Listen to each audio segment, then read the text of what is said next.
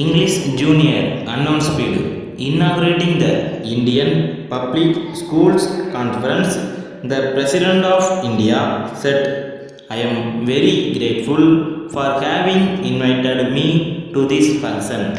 I deem this both a privilege and an honor. I do not propose to inflict a long speech on you. I would, however, be failing in my duty if I do not share with you some thoughts that often come to my schools of their place in the national system of education and of the contribution they can and should make to the improvement of school education in the country.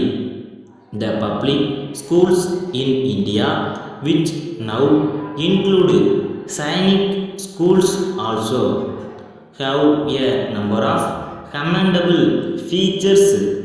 They all strive to impart good education and to maintain standards.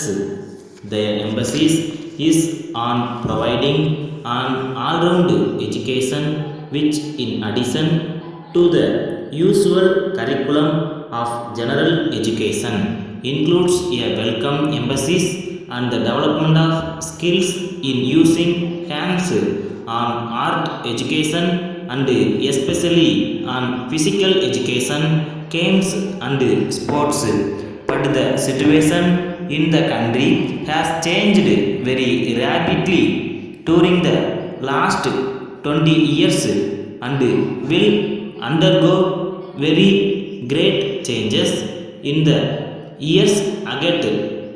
The public schools cannot remain unaffected in this changing social environment for their development and even for their survival.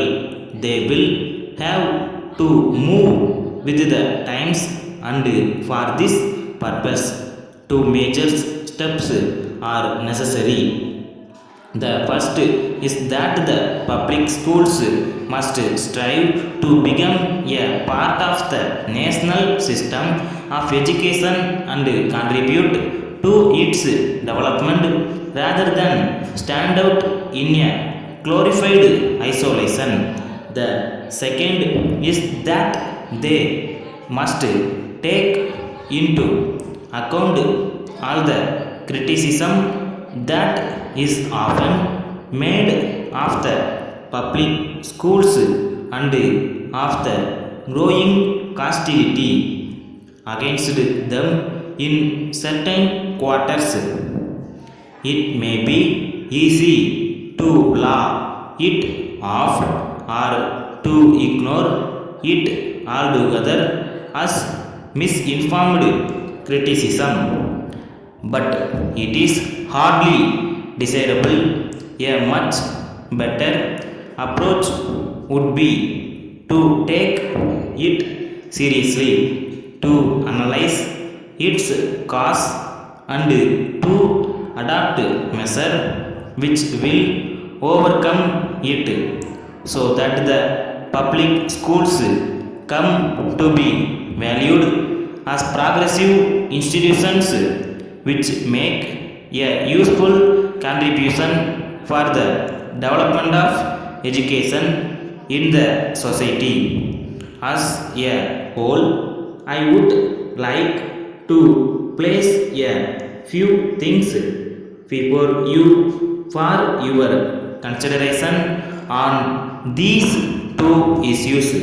In addition to the maintenance of good educational standards, I would like the public schools to be distinguished by two important features.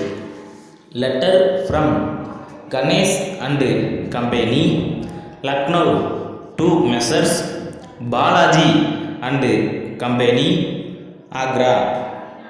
Dear sirs, we thank you very much for informing us of the real cause of your silence for a long time. In our letter, we suggested that you might act as our sole agents at Agra, but you were willing to take up only an ordinary agency in view of the fact that you could not promise us a guaranteed sale. On account of this, we were left free to supply our goods to other booksellers in your city. But so far as we are concerned, we would like you to take up our sole agency plan, and we are willing to offer it to you even now with the condition of guaranteed sale. If you accept our offer, we shall be glad to stop the supply of our publications to other booksellers in your city, and we shall forward their orders to you. In this connection, we would like to inform you that the demand for our publications in your city is rapidly increasing every month. In these circumstances, we hope and trust that you will accept our offer at an early date. Yours faithfully,